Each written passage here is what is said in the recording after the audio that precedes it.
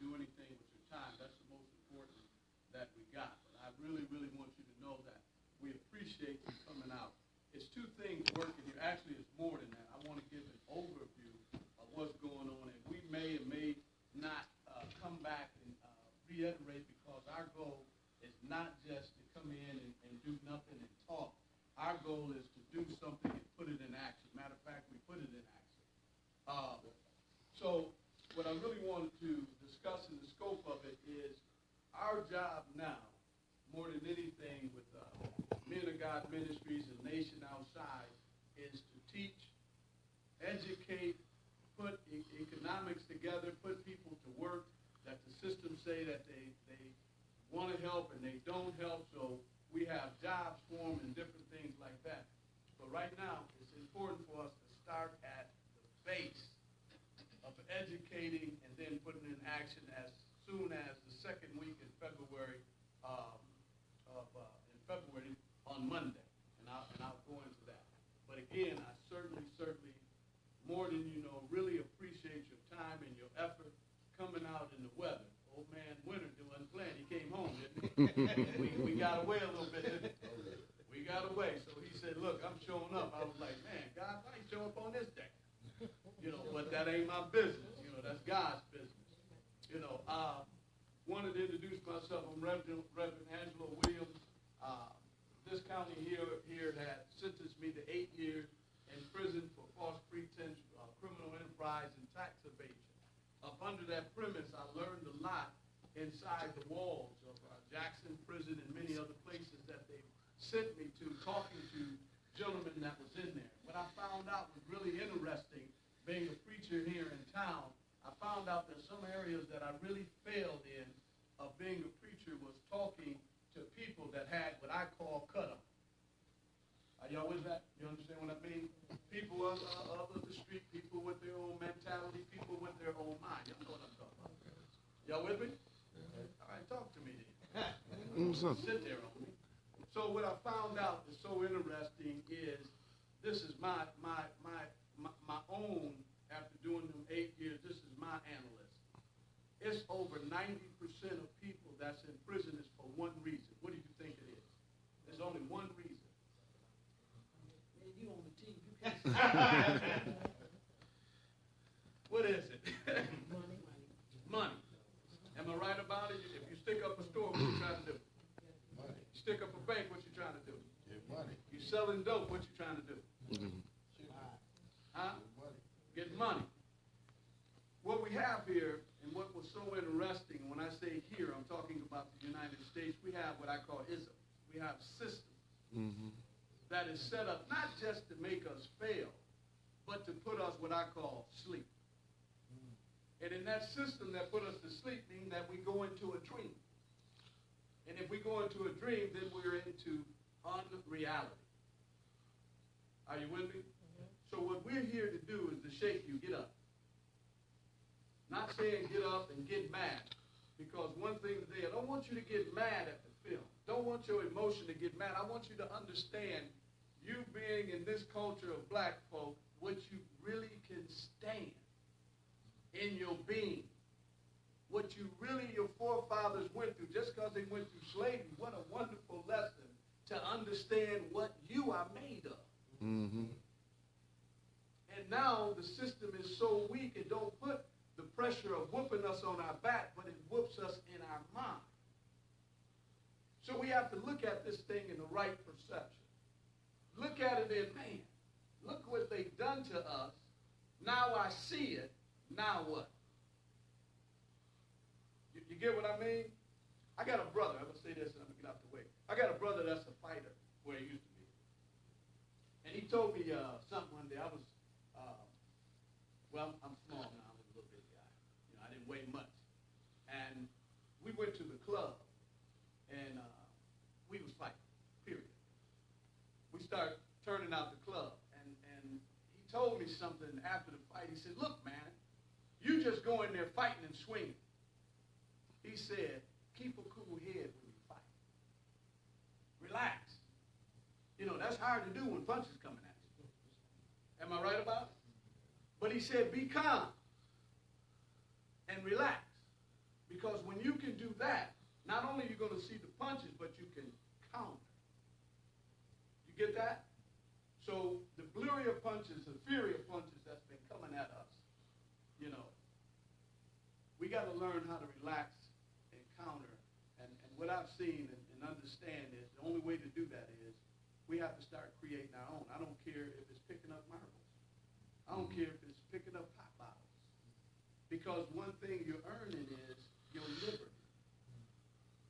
Your liberty. You know, I seen this. Y'all might have seen this post.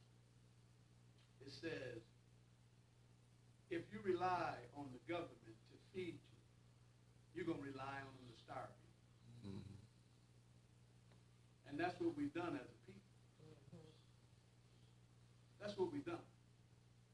So with Nation Outside and MOG, we're going to try our best to help who we can. We can't, you know, if we get everybody, fine. If we get one, fine. But self-sufficient. And then MOGM, self-sufficient. Other words, some skills that I've learned through my time of life, I'm now trying to give them back to the community so that they can understand how to make it themselves. I ran into guys that don't even know how to change a tire. Then I thought about it. You know how I learned? My daddy told me how to change. Well, he forced me, but he taught me. You get what I'm saying? And we're living in a community that we don't have any skills anymore. We know how to depend on people. And the same thing that this is not everything what we're going to show you, but the same thing is part of what has happened. Now, I'm partial to black folks, so you hear that, but I deal with white people too, but I'm very, very, very, very, very, very partial to black folks. Okay? Now, what we're going to start, if y'all know anyone that has a felony, we're starting a support group, second Monday in February. I think that was the date. Yeah, second Monday in February at 6 to 7:30 here. In that, I'm going to be going through some of these skills I'm talking about. Right now, I have solicited a number of companies. I have 25 jobs for felons. All I got to do is train them, give them some character, make sure they know that they're the first ones going through. That's what's important, you know. And I'm not talking about McDonald's jobs. So I used my salesman skills and knocked on some doors before I even came in here. So people, I ain't got no job. Okay, well, you're a felon, man. Just go down there to that support group. Because in the support group, I'm going to check them out. Brother Gang going to check them out. Brother Pierce going to check them out. And most of y'all going to check them out because if you made it in this storm, I'm positioning you. Now, y'all didn't hear that. I went right out on that. Y'all missed that. If you made it in this storm, I'm positioning you on the board. Because that means in this storm, because I told my wife, I don't know how many times, I don't know, I should cancel it. But you made it. I think that deserves reward. Reverend, I'll take $25. $25? I ain't seen no dollar, but I know you got to get it. All right, that makes sense. So that's just an outline. Okay, now Brother Gang gonna come and tell you about, or he'll come later on after. We're gonna get this. We got about 20 minutes. We're gonna show the clip go more. But I'm encouraging you when you get home to get on the YouTube and finish it out through Clinton. Because it's powerful. What it's going to show you is mass incarceration, what happened to us from the 60s. And really further than that was not a mistake. It was not a mistake. It was not a mistake. And what's still happening to us now is not a mistake. All right? Sister Lisa, would you hit it? Listen to the country with 5% of the world population. No, you got to go back to Obama. 5% of the world's prisoners. Yeah. One out of four. Go all the way back. Thank you. Now listen to what Obama say. This is important. Oh, wait a minute. Then afterwards, we're just gonna have a question. And we just gonna talk about it. All right. Let's look at the statistics. The United States is home of 25% of the world's prisoners. Think about that. A little country with 5% of the world's population having 25% of the world's prisoners? One out of four human beings with their hands on bars, shackled, in the world are locked up here in the land of the free. We had a prison population 300,000 in 1972. Today we have a prison population of 2.3 million. The United States now has the highest rate of incarceration in the world. So you see now, suddenly they're awakening that, oh, perhaps we need to downsize our prison system. It's gotten too expensive. It's gotten out of hand. But the very folks who often express so much concern about the cost and the expanse of the system are often very unwilling to talk in any serious way about remedying the harm that's been done. History is not just stuff that happens by accident. We are the products of the history that our ancestors chose, if we're white. If we are black, we are products of the history that our ancestors most likely did not choose. Yet here we all are together, the products of that set of choices, and we have to understand that in order to escape from it. The 13th Amendment to the Constitution makes it unconstitutional for someone to be held as a slave. In other words, it grants freedom to all Americans. There are exceptions, including criminals. There's a clause, a loophole. If you have that embedded in the structure, in this constitutional language, then it's there to be used as a tool for whichever purposes one wants to use it.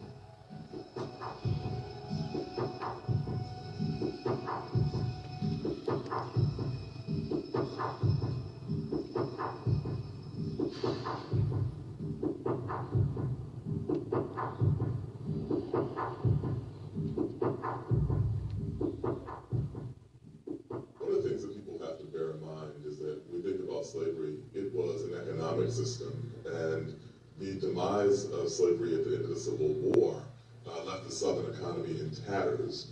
And so this presented a big question. There are 4 million people who were formerly property, and they were formerly kind of the integral part of the economic production system in the South, and now those people are free. And so what do you do with these people? How do you rebuild your economy? The 13th Amendment loophole was immediately exploited. After the Civil War, African Americans were arrested en masse. It was our nation's first prison boom.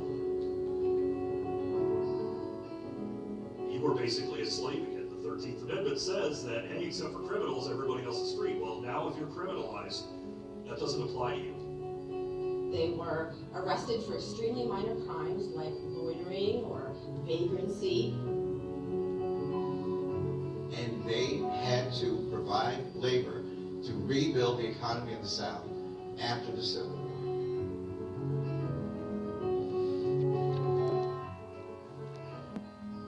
What you got after that was a rapid transition to a kind of mythology of black criminality. Go back and read the rhetoric that people use then. They would say that the Negro is out of control, that there's a threat of violence to white women. So the same sort of image we had of Uncle Remus and these genial kind of black figures was replaced by this rapacious, menacing Negro male evil that had to be banished.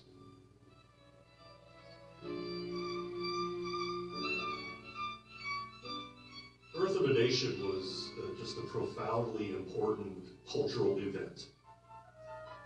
It's the first major blockbuster film, hailed for both its artistic achievement and for its political commentary. And when it was released, it had this rapturous response. There were lines, everywhere that it was being shown. Birth of a Nation confirmed the story that many whites wanted to tell about the Civil War and its aftermath. to erase defeat and to take out of it sort of a martyrdom. Woodrow Wilson, the sitting president, had a private screening of Birth of a Nation in the White House. He calls it history written with lightning. And every image you see of a black person is a demeaned, animal-like image. Cannibalistic, animalistic. The image of the African-American male. There's a famous scene where a woman throws herself off a cliff rather than be raped by a black male criminal. In the film, you see black people being a threat to white women. All the myths of black men as rapists was ultimately stemmed by the reality that the white political elite and the business establishment needed black bodies working.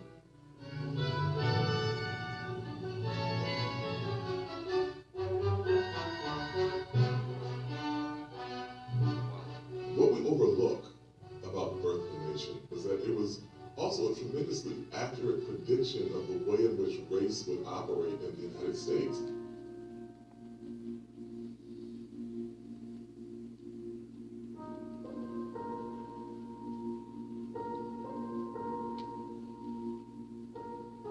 Birth of a Nation was almost directly responsible for the rebirth of the Ku Klux Klan. It had received this romantic, glowing, heroic portrait. The Klan never had the ritual of burning the cross.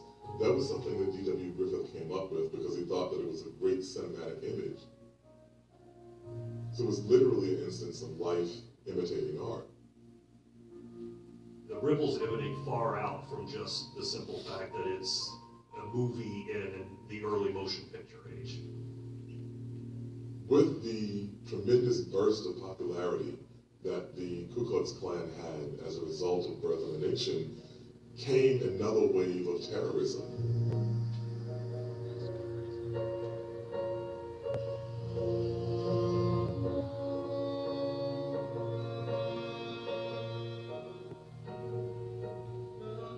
We had lynchings in this country between Reconstruction and World War II. Thousands of African Americans murdered by mobs on the idea that they had done something criminal.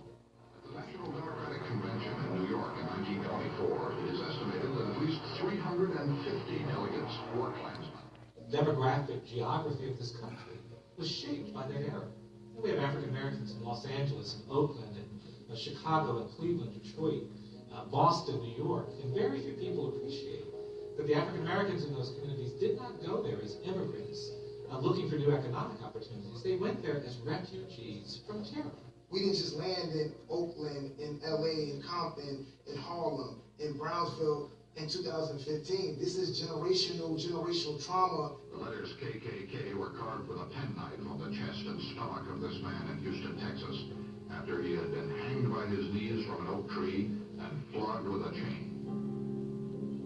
The Chicago Negro boy, Emmett Till, is alleged to have paid unwelcome attention to Roy Bryant's most attractive wife.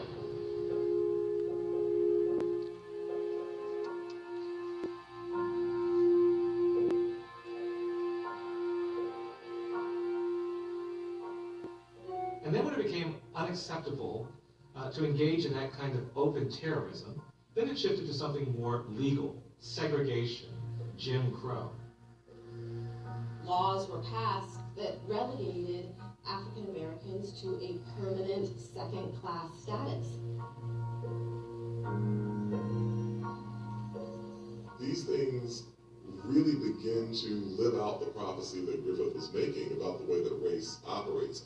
And this fear of crime is central to all of this. Every time you saw a sign that said white and colored, every time you had to deal with the indignation of being told you can't go through the front door, every day you weren't allowed to vote, every day you weren't allowed to go to school, you were bearing a burden that was injurious. Civil rights activists began to see the necessity of building not just a civil rights movement, but a human rights movement. And I think we should start now preparing for the inevitable. And let us, when that moment comes,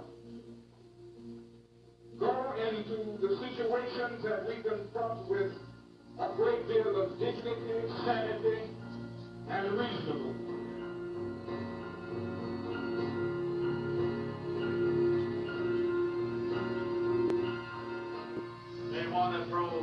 white children and colored children into the building part of integration, throughout of which will come a conglomerated, a lot of mongrel class of people. All races will be destroyed in such a movement. We just got to clear on this end that the students are here.